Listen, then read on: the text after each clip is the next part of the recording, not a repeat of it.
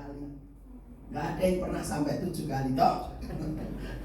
Saudara bikin sendiri lah di rumah gitu. Ben digeruduk HRT. Oke, puji Tuhan. Hari ini pas 17 Agustus ya, merah-merahnya mayoritas ini. Ada sengirem barang. Oh, badpis lah dok. Ketika boleh. Oke, kita bersyukur ya saudara. Usia 80 itu kalau secara manusia tuh wis manula gitu kan. Manusia lanjut usia. Tetapi di Alkitab ditulis Metusalah itu baru punya anak umur ratusan loh saudara. Dan dia mati di posisi paling umurnya paling panjang 900 sekian. Ya saudara bisa bayangin aja 80 tuh kira-kira sepiro gitu. Nah, jadi bisa jadi tuir banget gitu ya, tuir gitu ya. Tapi bisa juga itu baru awal sebuah kehidupan, bisa jadi gitu kan. Nah, tinggal yang punya hidup itu sendiri gitu, yang punya umur, maksudnya yang punya umur itu sendiri gimana dia pakai hidupnya untuk bisa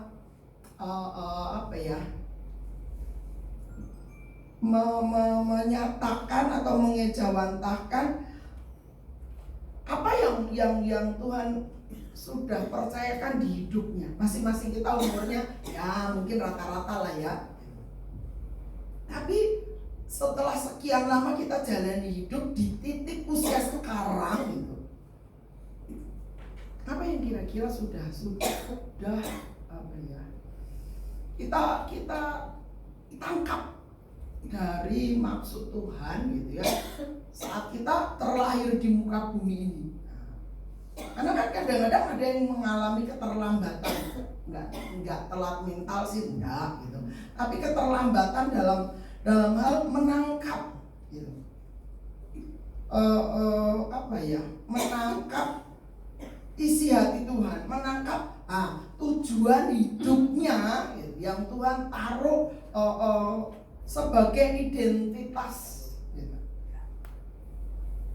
Seringkali kita kesulitan gitu.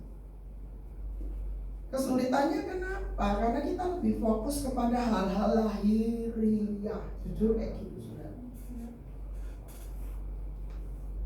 Cerita kilas balik tentang saya gitu ya. Ketika saya pertama masuk gereja gitu, kemudian lihat struktur gereja gitu. Gereja pertama saya masuk Kristen ya, itu tiba-tiba saja ada muncul sebuah kerinduan. Wah, saya kok pengen seperti ini. Bukan strukturnya, tapi satu figur orang sepuh yang ada di dalam struktur itu gitu. Nah, saudara, ternyata itu jadi apa ya? Jadi jalan hidup saya. Nah, kira-kira sampai di usia ini nih, saudara dan saya udah ketemu belum kliknya itu? Nah itu. Kalau belum, saudara perlu tanya lebih lanjut kepada penciptamu. Kira-kira aku ini berfungsi jadi apa Tuhan? Masa iya toh? Kalau lebih lanjut katakan aja, masa iya sih? Aku hanya lahir, besar, nikah, usaha sih, nikah baru setelah usaha, terus punya anak, punya cucu, mati. Apakah itu jalan hidup yang Tuhan tetapkan? Pastinya enggak, saudara. Setiap kehidupan Tuhan hadirkan di muka bumi ini dengan tujuannya masing-masing. Gak iso dipodo, gak iso di generalisasi, dipadake kabeh mbok sak keturunan gini, gak bisa. Mungkin ada sidik-sidik andilnya, it's okay. Tapi kalau suruh podo kayak fotokopian gak mungkin, karena Tuhan itu spesifik banget. Contohnya aja sidik jari itu aja tiap orang beda loh saudara. Nah, saudara harus ketemu tuh gitu. Bukan berarti saya tuh sudah aman karena saya sudah pelayanan, sudah jadi hamba Tuhan, enggak juga. Karena saya harus terus menggali apa yang Tuhan sudah tanamkan dalam hidup saya. Saya loh pribadi. Nah saudara juga kayak beliau harus ketemu atlet gitu. Terus lanjut jadi PNS, ASN sekarang ya, istilahnya ASN, aparatur sipil negara, bayar negoro gitu. Tapi pastinya beliau juga terus akan bertumbuh gitu. Enggak, wis jadi ASN wes lanjut, ngerti-ngerti pensiun. Enggak. Dia juga harus terus bertumbuh dalam dimensi pengenalan akan Tuhan yang membawa dia memahami apa jati ning diri dalam Tuhan. Apa sejati hidupnya tuh untuk rencana Tuhan. Nah kalau tiap-tiap kita seperti itu saudara, itu membuat kita tidak nganggur. Kita masing-masing akan tahu apa fungsi kita dalam sebuah tubuh ilahi. Itu harus ketemu saudara. Saudara, saya bilang, wih aku tak jadi bulu ketek. Kita tanpa apa? Tanpa makna. Ya mungkin awalnya kita bertumbuh dari bulu kaki raketok. Bahkan kadang-kadang kudu dicukur. Nah, padahal tumbuhnya nanti tambah lebat gitu kan. Nah saudara, ya mungkin dasarnya di situ, tapi percayalah Tuhan tuh tidak mau saudara hanya di situ. Tuhan mau saudara terus bertumbuh, bukan nanti bulu kakinya tambah panjang. Nah, tapi pengenalan akan Tuhan akan membawamu punya pengalaman pribadi yang akan memperkaya dirimu sehingga engkau bisa dipakai Tuhan memperlengkapi orang lain. Amin. Jadi stop kalau kita hanya berpikir sudahlah aku sudah sampai di sini terus kipas-kipas tertidur. Pengangguran rohani itu.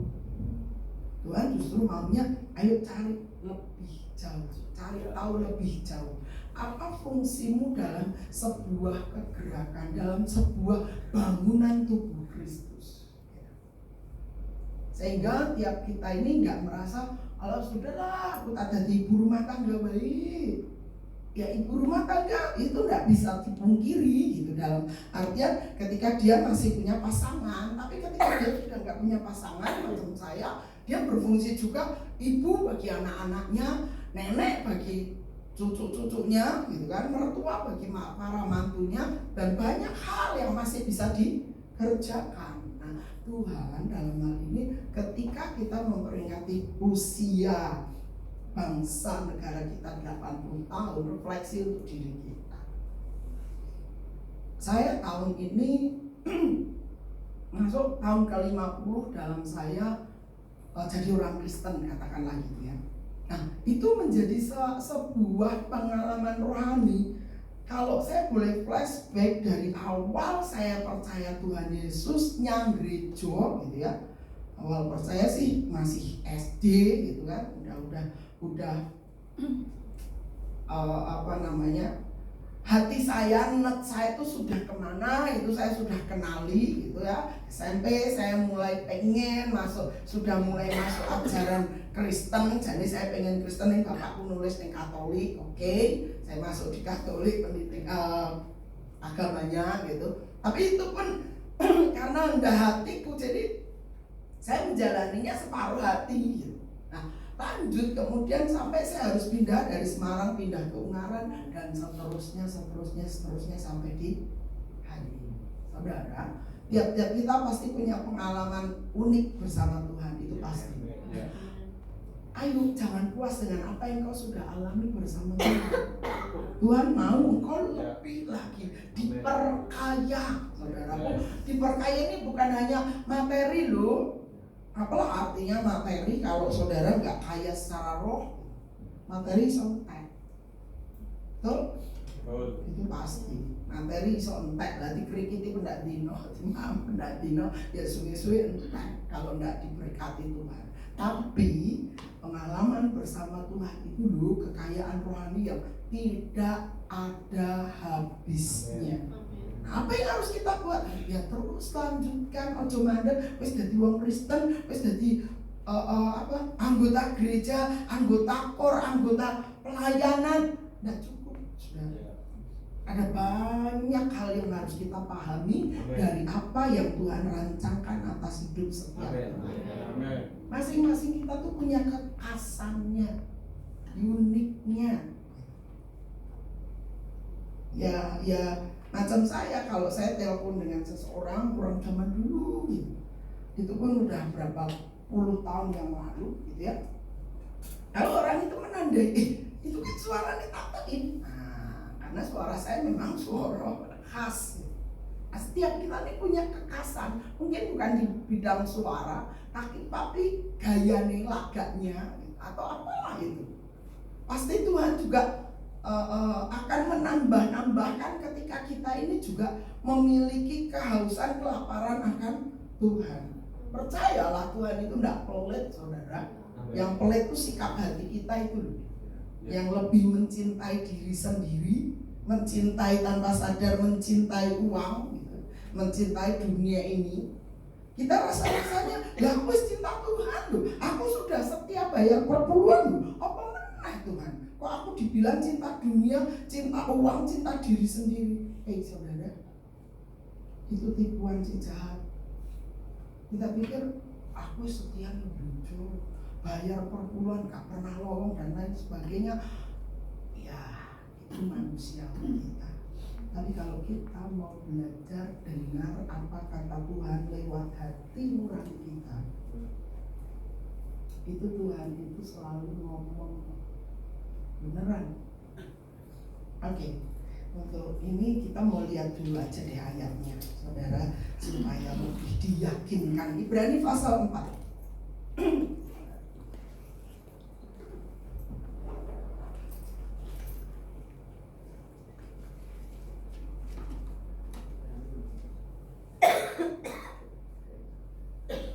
Ibrani 4 ayat 1 sampai dengan yang ke berapa? Ya, boleh 13 panjang. Kita baca secara bergantian. Oke.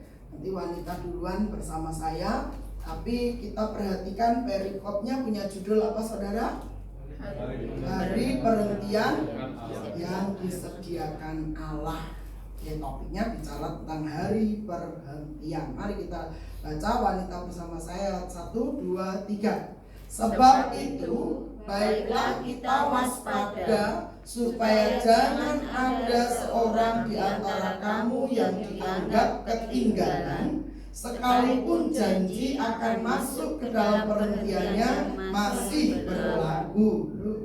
Karena kepada kita diberikan juga kabar kesukaan sama seperti kepada mereka. Tetapi firman pemberitaan itu tidak berguna bagi mereka, karena tidak bertumbuh bersama-sama oleh iman dengan mereka yang mendengarnya. Sebab kita yang beriman akan masuk ke tempat perhentian seperti yang ia katakan. Sehingga aku bersumpah dalam murkaku, mereka takkan masuk ke tempat perhentianku, sekalipun pekerjaannya sudah selesai sejak dunia dijadikan. Sebab tentang hari ketujuh pernah dikatakan di dalam suatu nas, dan Allah berhenti pada hari ketujuh dari segala pekerjaannya. Dan dalam nas itu kita baca, mereka takkan masuk ke tempat perhentianku.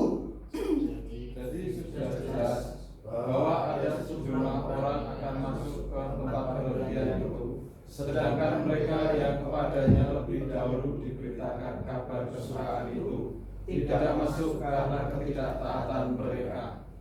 Sebab itu ia menetapkan pada suatu hari, yaitu hari ini, ketika ia setelah sekian lama berfirman dengan perantaraan Daud seperti dikatakan di atas. Pada hari ini jika kamu mendengar suaranya, janganlah keraskan hatimu. Sebab ada kata Yosua telah membawa mereka masuk ke tempat perhentian. Pasti Allah tidak akan berkata-kata lama kemudian tentang suatu hari lain. Jadi masih tersedia suatu hari perhentian, hari ketujuh bagi umat Allah. Sebab barang siapa telah masuk ke tempat perhentiannya, ia sendiri telah berhenti dari segala pekerjaannya, sama seperti Allah berhenti dari pekerjaannya. Karena itu baiklah kita berusaha untuk masuk ke dalam perhentian itu, supaya jangan seorang pun jatuh karena mengikuti contoh ketidaktaatan itu juga. Sebab firman Allah hidup dan kuat dan lebih tajam daripada pedang bermata penerangan manapun. Ia menusuk amat dalam sampai memisahkan jiwa dan roh, sendi-sendi dan sumsum. Ia sanggup membedakan pertimbangan dan pikiran hati kita. Sama-sama. Dan tidak ada suatu makhluk pun yang tersembunyi di hadapannya, sebab segala sesuatu telanjang dan terbuka di mata Dia, yang kepadanya kita harus memberikan pertanggungan jawab. Oke. Kembali kepada Kejadian 1, saudara.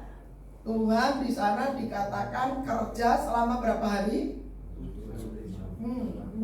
Ayo.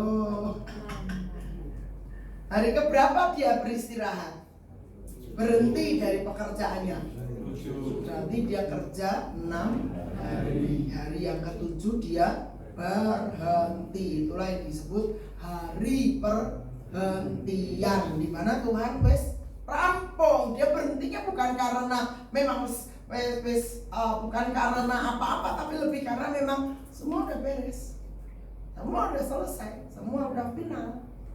Nah, saudara, kenapa dibilang di sini ada orang-orang yang juga tidak bisa masuk kepada hari perhentian itu?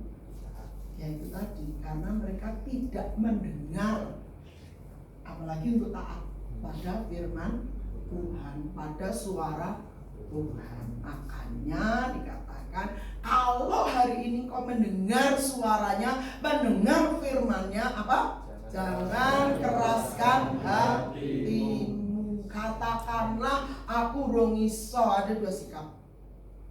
Tunduk, ya dia memang urung iso. Tunduk, ojo ngeyel, ojo bantah. Itu firman loh, berdaulat full. Dan yang kedua adalah taat. Ya ngerti, denger, terus ya melakukan. Itu aja yang perlu tiap kita kenali atas diri kita. Kita di posisi mana tuh?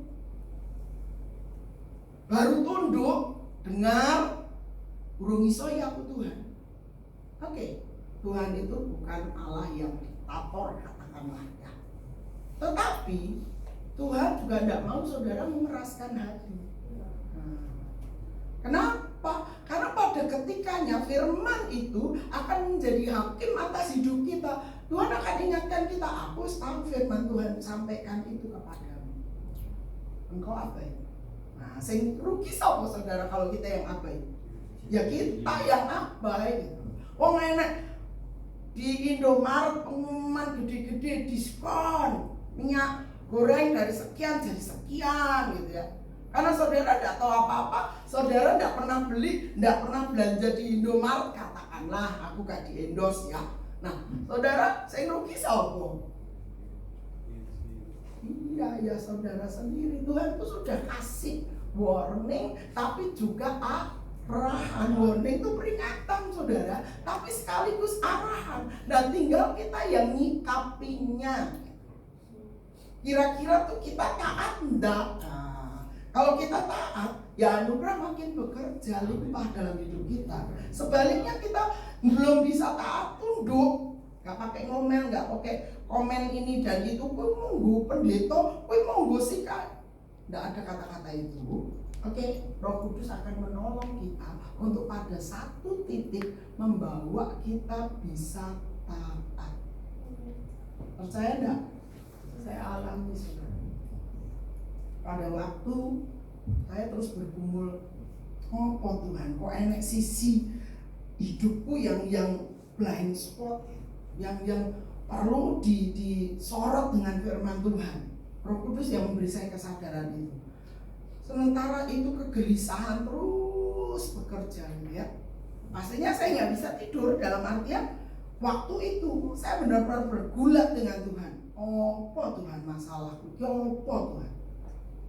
Lalu hati nurani saya bilang, nah, kamu masih mencintai diri.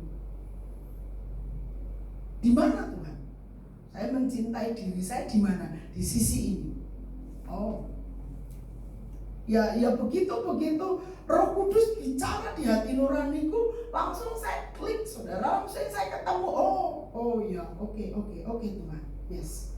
Saya minta Tuhan ampuni saya, dan saya mulai lakukan apa yang menjadi suara Tuhan lewat hati nurani. Nah, bisakah engkau juga alami hal yang sama? Bisa dan harus. Karena aku podo dengan saudara kok, cuman hanya titel aja PDT gitu. Saya juga makan nasi podo dengan saudara, saya bayar perpuluhan podo dengan saudara, saya juga terus lakukan pembenahan dalam hidup saya sama dengan saudara gitu. Nah, artinya saudaraku, hari perhentian itu hanya akan terjadi manakala kita itu sudah taati arahan Tuhan. Alias apa?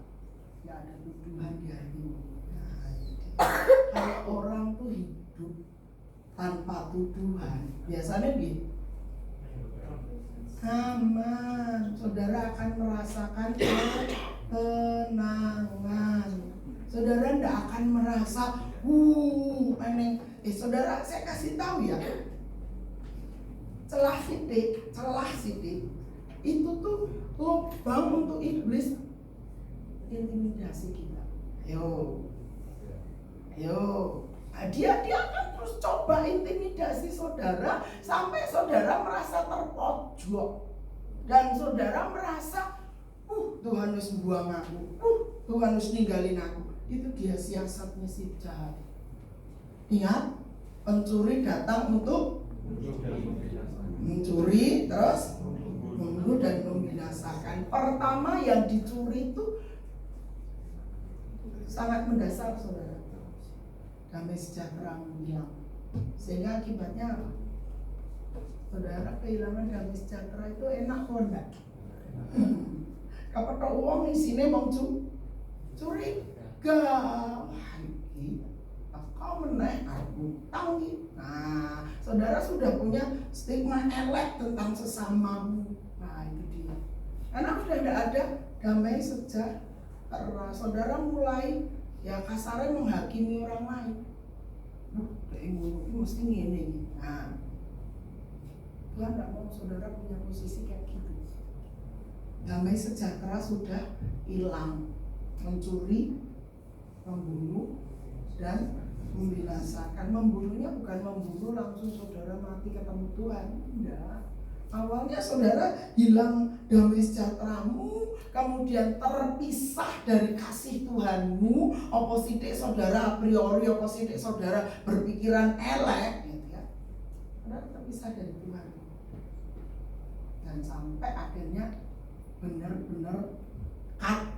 Kalau yang namanya pohon sudah dipotong dari pokoknya, saudara tahu sendiri deh, kalau kita menuju tempat pembakaran, nggak ada lain, dia nggak bisa hidup gitu. Terpisah dari Tuhan itu nggak bisa hidup tubuhnya mungkin oke, tetapi hubungannya dengan Tuhan itu sudah rusak.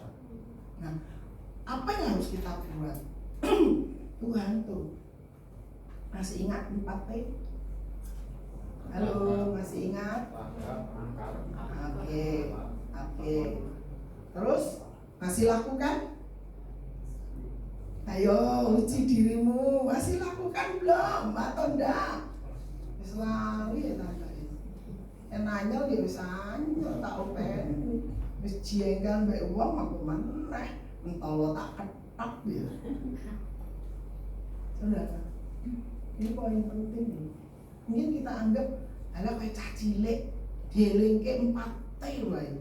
Loh, nah kalau kita enggak kayak cah cilik, kita enggak waris kerajaan Allah loh. Tuhan bilang kayak gitu. Kalau engkau tidak menjadi seperti anak kecil ini, ingat ketika anak-anak datang dan diusir oleh para murid.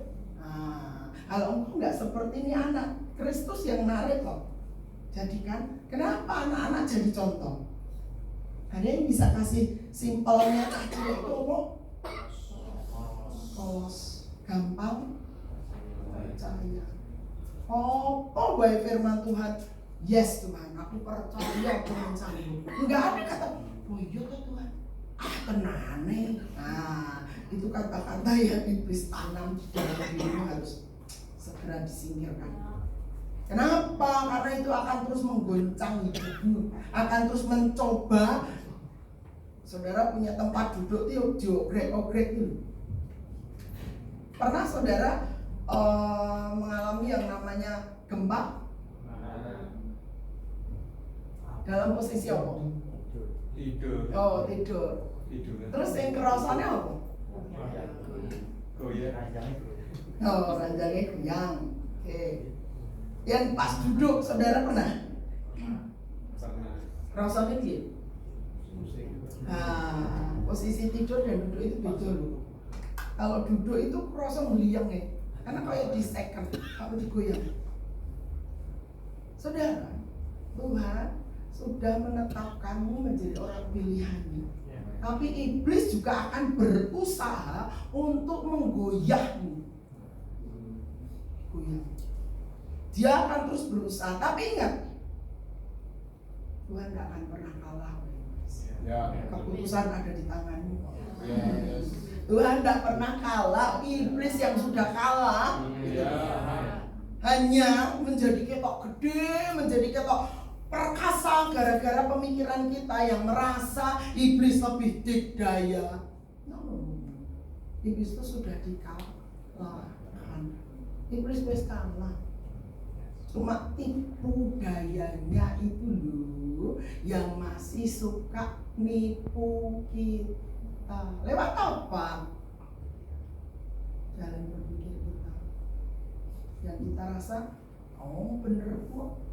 Kai sing salah. Yo kai sing kudu minta maaf. No. Itu tidak tepat. Makanya ketika Tuhan bilang ayat yang ketiga, sebab kita yang beriman akan masuk ke tempat perhentian seperti yang ia katakan. Sehingga aku bersumpah dalam murkaku, mereka tidak akan masuk ke tempat perhentianku sekalipun pekerjaannya sudah selesai sejak dunia dijadikan. Ada orang-orang tertentu yang iman percayanya dengan Tuhan Yesus itu gampang digoyahkan oleh fakta dan data. Maka fakta dan data itu harus di bawah telapak kakimu. Faktanya, loh aku ini butuh ini. Tapi aku berdoa Tuhan rong jawab. Oke, itu fakta. Tapi selama ini kau berjalan dalam hidupmu yang sekian puluh tahun, apakah selalu Tuhan juga buat hidupmu seperti itu? Nelongso, ngoyo, ora enek jawaban? Itu yang harus kita sadari, saudara. Karena apa? Kita lebih banyak terpaku kepada kejadian hari ini, minggu ini, bulan ini. Itu data fakta yang kita pikir valid, benar. Dan itu yang kita selalu kemukakan. Ini loh sing gara-garanya. Padahal enggak gitu. Coba flashback kepada masa yang dulu. Itu kayak ngopo mbak Tuhan. Kita sering kali kan kita terpaku dengan yang hari ini. Padahal kalau lihat dulu kita pernah lewati masa itu, toh nyatanya bebas, toh nyatanya bisa jalan lanjut gitu kan. Nah ini yang harus kita ingat dalam hidup kita. Kemurahan Tuhan itu tidak tergantikan oleh siapa dan apa. Itu harus menjadi prinsip hidup kita. Kenapa? Karena setiap kali iblis akan sodorkan faktanya nih loh, kau itu punya begini, begono.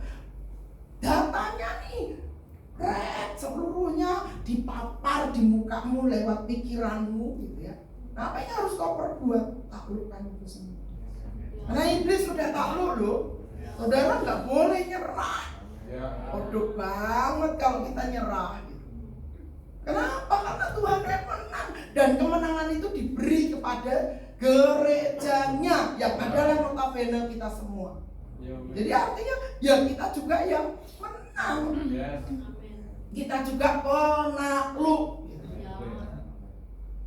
Kalau engkau pengen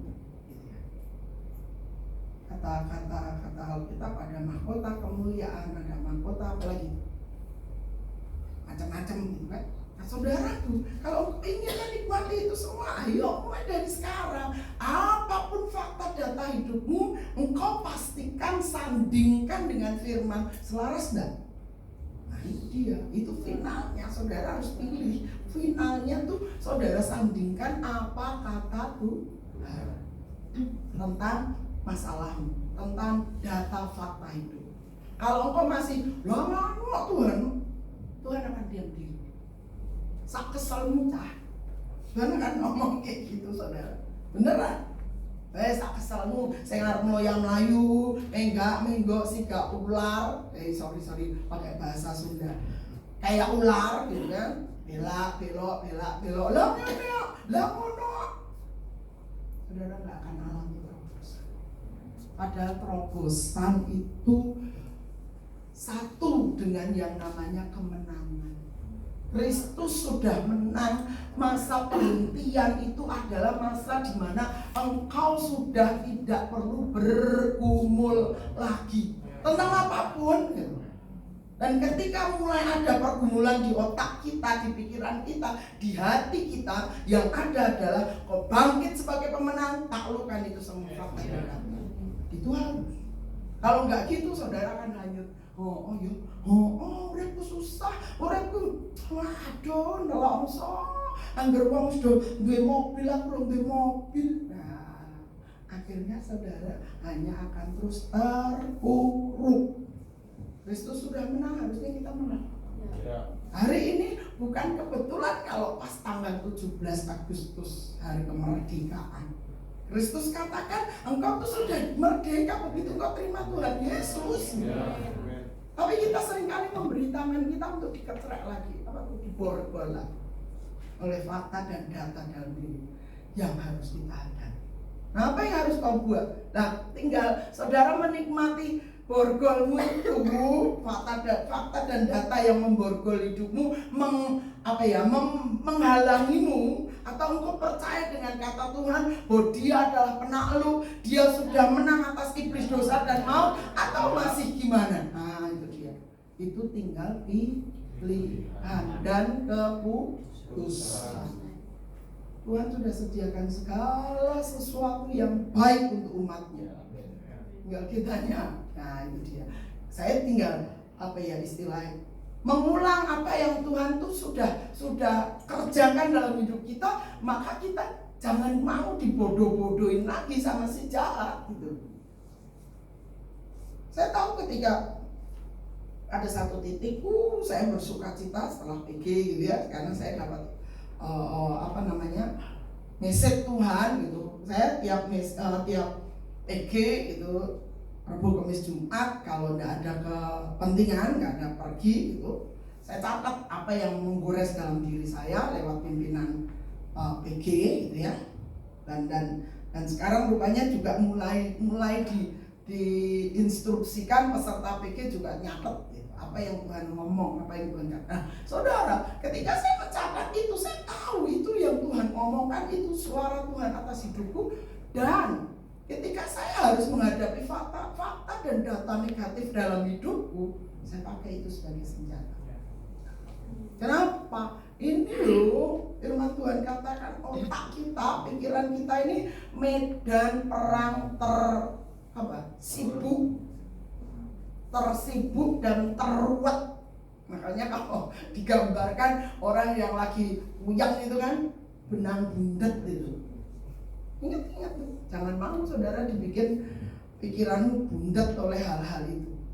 Karena Tuhan udah alami terobosan kok. Ngapain kita mau menyerahkan dirinya untuk diborgol lagi, dibundetin lagi?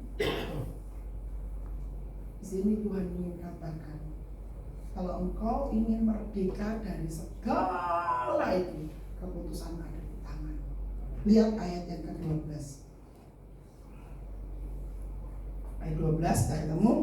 Kita baca sama-sama 2-3. Sebab firman Allah hidup dan kuat dan lebih tajam daripada pedang bermata dua manapun, yang menusuk amat dalam sampai memisahkan jiwa dan roh, sendi-sendi dan sumsum. Ia sanggup membedakan pertimbangan dan pikiran hati kita. Ayat 13. Dan tidak ada suatu makhluk pun yang tersembunyi di hadapannya, sebab segala sesuatu telanjang dan terbuka di depan mata Dia, yang kepadanya kita harus memberikan pertanggungan jawab. Enggak ada yang bisa delik. Bok di liang semut pun Tuhan tahu keberadaan kita. Bok kita sembunyikan kayak apa, perimpen, Tuhan tahu.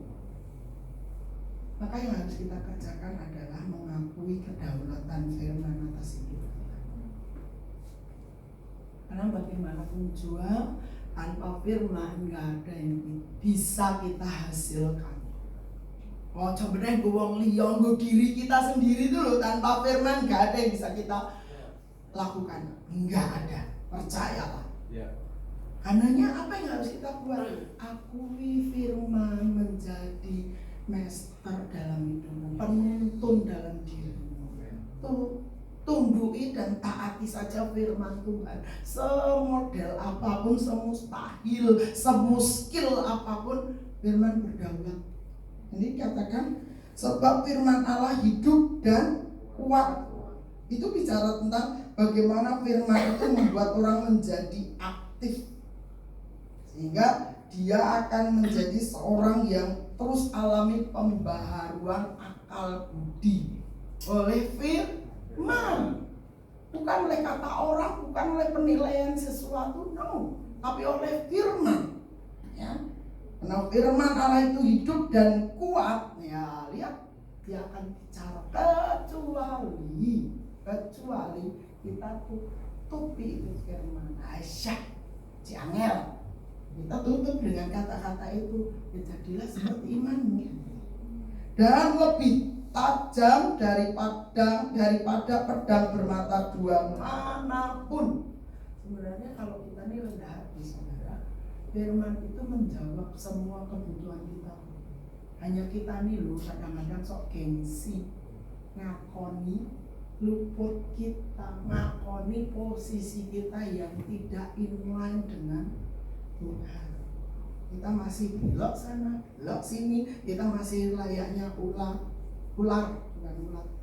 Menggok kono, menggok kene. Jadi masih ada banyak dalih-dalih manusia yang hari ini harus dirontokkan dalam nama Yesus.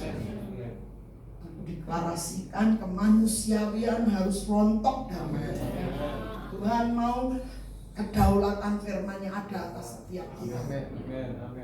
Lalu dikatakan lebih jauh, Ia menusuk amat dalam sampai memisahkan jiwa dan roh, sendi-sendi dan sumsum. Ia sanggup membedakan pertimbangan dan pikiran hati kita. Kalau firman diizinkan berbicara di hidup kita, saudara, gak ada yang tidak bisa. Tidak ada yang tidak mungkin, semuanya mungkin. Kenapa? Karena firman itu punya kedaulatan kok. Dia bisa memisahkan apa? Jiwa dan roh. Tinggal kita nih loh responnya dia. Kalau respon kita adem-adem saja, ya memang firman akan lewat di atas kepala kita dan tidak ada dampaknya atas hidup kita. Tapi yang ada peteng dalam hidupmu, firman nggak bisa kerja leluasa. Saudara akan kalang kabut dewi. Maka izinkan firman itu terus membersihkan hidup kita, memisahkan jiwa dan roh, membersihkan hidup kita dari hal-hal yang tak baik. Contohnya tadi mencintai dunia, diri sendiri dan uang. Karena kita pikir, lah aku wis persembahan loh, aku wis bayar per bulan. Kita pikir kita tidak lagi cinta dunia, cinta uang, cinta diri sendiri. Padahal dari sikap hati kita, motivasi kita, kita masih didapati oleh Tuhan cinta buang cinta diri sendiri, cinta dunia. Makanya apa yang harus kita buat? Terbuka gitu kan, ya, supaya yang namanya bekerja leluasa dalam hidup kita, menusuk amat dalam, memisahkan jiwa dan roh, bahkan sampai kepada sendi-sendi dan sungsum. Saudara bisa bayangkan bagaimana firman itu bekerja amat kuat dan dahsyat, asal ada di posisi yang seharusnya. Tuhan berfirman, dia Kejadian 1, jadilah terang. Apa yang harus terjadi? Terang pun jadi. Ya seperti saya gambarkan, begitu Tuhan ngomong, jadilah terang. Terang yang tadinya tertutup kegelapan, orang-orang, ya Tuhan ini aku hadir. Nah, harusnya tiap kita punya sikap hati kayak gitu. Ya Tuhan aku hadir. Nggak usah pakai yel-yel, nggak usah pakai banyak bantahan. Tapi yes Tuhan, aku taat. Nggak ada kata lain gitu. Kenapa? Karena ketika kita lakukan bagian kita, Tuhan juga akan lakukan bagian. Tinggal kita nih yang harus terus didisiplin. Jalan berpikir kita, kecenderungan hati kita, dan gaya hidup kita, serta dasar keyakinan kita harus terus dibenahi. Supaya apa? Semakin selaras dengan sorga. Saudara tahulah, kalau orang bertolak belakang dengan sorga, ojo meneh berkat rohani. Ketenangan dalam hati aja udah nggak ada. Kenapa? Karena memang dia sudah kelas, ya istilahnya itu udah bertolak belakang, nggak sejalan dengan sorga lah. Gimana sorga mau membackup hidup kita? Nah, makanya saudara, nggak ada jalan lain, jadikan firman punya kedaulatan full atas hidup. Orang penting, yang lain-lain orang penting. Jadikan firman terpenting dalam hidupmu. Jadikan Tuhan terpenting dalam hidupmu. Sehingga saudara akan alami. Lah terus dia kerjaanku, Tuhan akan bisa kok kasih saudara arahan apa yang harus kau lakukan di pekerjaanmu, di usahamu, di hidupmu sekalipun Tuhan mampu. Jangan pikir, wah ini kan bagianku Tuhan, ini hidupku Tuhan. Ya jadilah, Tuhan gak cawe-cawe. Dan nenek apa-apa saudara, sing monteng dewe. Nah, aja salah ke kanan kiri belakang, apalagi ke atas. Jadi dari sini loh saudara, kalau engkau mau merdeka seutuhnya, jadikan firman yang terutama di hidupmu. Nggak ada opsi lain, nggak ada pilihan lain, nggak ada A1, 2, 3. No. Ayo, firman Tuhan, ya titik firman Tuhan. Kehendak Tuhan ya wes gitu. Nah, apa yang harus kita buat sampai Tuhan tuh kita mendengar Tuhan tuh kasih arahannya seperti apa? Udah, kita kasih tahu. Seperti yang saya alami dalam dialog saya dengan Tuhan. Kegelisahan itu saya ceritakan sama tuh Tuhan. Loh ini beneran saudara, saya dialog dengan Tuhan dan itu menjadi sesuatu yang normal bagiku dan memang harus untuk saudara juga harus. Saudara punya relation, hubungan karib dengan Tuhan, saudara nggak akan segan gitu. Saudara nggak perlu sungkan untuk mengungkapkan apapun, bahkan hari-hari ini bilang saudara harus cerita detail tentang hidupmu. Gak usah pakai sungkan, gak usah pakai isin-isin. Tuhan itu gak pernah dan gak bakal isin-isin saudara kok. Tuhan akan tampung semua, bukan hanya air mata, curhatanmu Tuhan tampung. Nah tapi jangan hanya curhat. Yang harus kita lakukan apa selanjutnya? Dengar arahannya, taati arahannya. Orang kan senangannya ngomong, doain aku begini.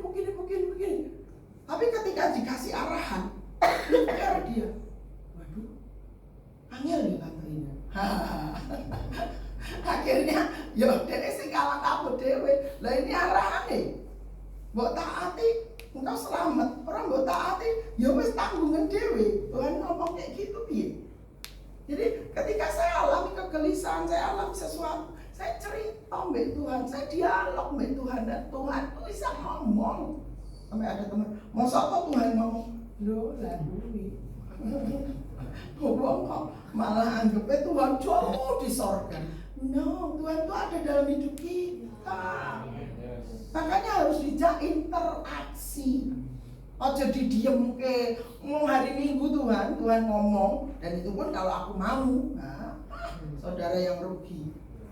Jadi yang harus saudara buat apa? Setiap hari saudara tuh punya hubungan karib dengan Tuhan.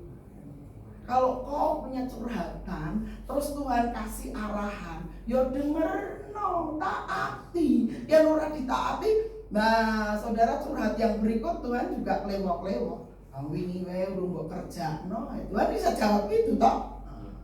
Makanya ayo saudara punya hubungan karib dengan Tuhan, bukan hanya sekedar doa, tapi setiap waktu engkau terhubung dengan Tuhan itu harus. Sehingga saudara bisa dengar dulu arahan Tuhan lewat hati nuranimu. Karena ingat prosesnya Allah itu halo, urung kabeh, Allah itu roh. Dia bergerak dalam dimensi rohani, bekerja lewat Roh Kudusnya. Lalu dia bicara lewat manusia roh kita yang ada di dalam hati nuranimu. Pastikan proses itu terjadi dalam supaya apa? Hubungan kita terus berlanjut. Saudara nggak merasa asing ketika diajak penyembahan juga. Atau indi-indi, saudara bisa ungkapkan kok, ekspresikan bahasa rohmu mungkin, yes Tuhan, terima kasih, rapatakan. Itu harus menjadi apa ya, gaya hidupmu, supaya apa? Saudara bisa melihat Tuhan itu juga bekerja dalam hidupmu. Tuhan tidak meninggalkanmu dan Tuhan akan terus intens dengan hidupmu. Sehingga apapun masalahmu itu juga jadi masalah Tuhan. Dalam artian Tuhan backup hidupmu. Enggak engkau dibiarkan perang dewi. Perang dewi saudara babak bundas, gak menang. Wis babak belur, tambahan kalah. Iblis muyung ngakak saudara. Saudara bisa bayangkan iblis muyung ngakak. Rasain lo, enak lo. Saudara. Dan saya kalau bayangin itu, no, aku enggak mau jadi korbannya keculasan iblis. Aku mau ikutin Tuhan Yesus menang. Aku juga jadi pemenang. Karena firman Tuhan katakan setiap nama, setiap pemerintah, penguasa dan kerajaan sudah, atau tiap-tiap nama yang disebut sudah ditaruh Tuhan, karena sudah ditaklukkan oleh Tuhan, ditaruh di bawah kaki yang adalah jemaat. Jadi itu yang harus terus kita alami. Saudara jangan pikir itu hanya hal-hal rohani. Hal rohani itu juga harus jadi bagian hidup sehari-harimu. Ingat baik-baik.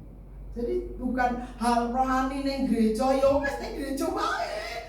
Ngomongin tentang rohani, kaya ning njaba rohana sakarepku. Kayak gitu ya saudara, nanggung dewe akibatnya babak belur dewe, babak bundas dewe. Padahal Tuhan tidak sengaja atau tidak bikin saudara skenario-nya jadi kayak gitu. Saudara diskenariokan jadi pemenang seperti Tuhan sembahan kita juga menang. Oke lah, hari ini saudara ada di lembah kekelaman, ojo terus bertahan. Ojo terus kalah nih ngomong, ojo terus menang aja, kok yang ditulungi Tuhan Yesus. Loh lah, saudara akan tenggelam dewi. Orang ditulungi dalam kubangan lumpur, dia juga harus respon toh. Gak mungkin orang-orang kecuali saudara memberi lehermu yang dijiret ya, saudara bisa game over gitu. Jadi yang harus kita buat, kita juga harus aktif untuk kerjasama dengan Roh Kudus, menaati arahan Tuhan, mengikuti petunjuk Tuhan, sehingga kita bisa jadi lebih dari pemenang. Itu nggak cuma slogan, itu nggak cuma tulisan, itu nggak cuma ayat, tapi itu terjadi dalam hidup. Mari kita datang kepada Kristus. Oh haleluya Yesus, terima kasih Tuhan. Karena